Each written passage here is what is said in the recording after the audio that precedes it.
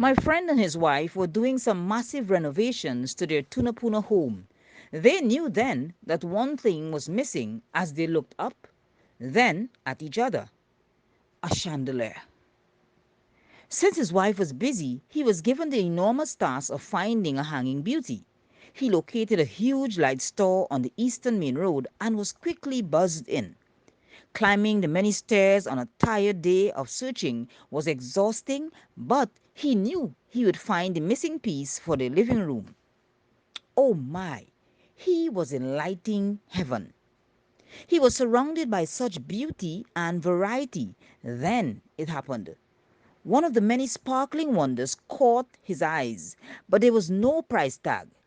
He quickly flagged the lone attendant. His stoned eyes were on both the approaching help and his newfound treasure. "What's the price?" he asked enthusiastically. There was a delay, a long delay, too long of a delay. The attendant's eyes scanned him like if he was entering a high security building. Then, fixing her blue eyes on his brown eyes, she inquired of his name and where he lived. What did these questions have to do with the price of a chandelier?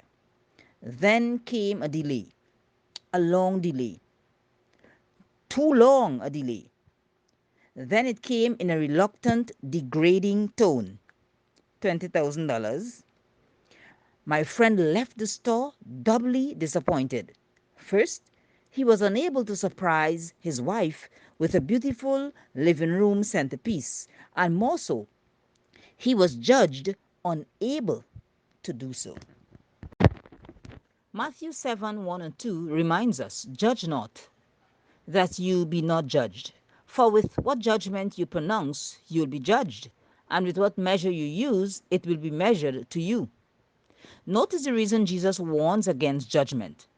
The danger of passing judgment on others is that we'll have our own standard come back to haunt us, like the spirit of judgments past.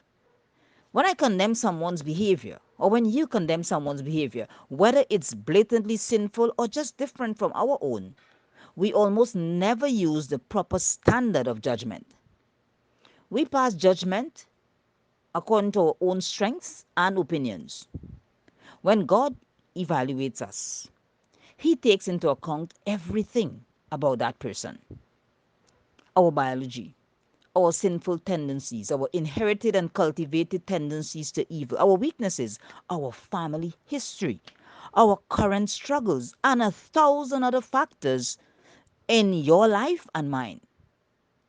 We don't have all those factors to decide whose behavior is just or whose behavior is unjust. Hence, Christ says, "Do not judge."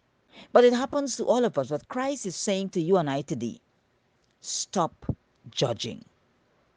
Our us seeking to judge others, we will always fall short. Because the Bible says that God is the righteous judge. We will never be able to judge right. Only God can. So let's leave judgment to God. It doesn't matter how we feel about a particular situation. We can go to God in prayer and let Him know, "God, I am feeling a particular way about my friend, the sister, my neighbor, my colleague at the moment, and I may be downright wrong. Please cleanse me from that sinful thought of judgment and help me, dear God, to leave you, the righteous judge, to judge fairly." May God bless us today and help us not to judge others.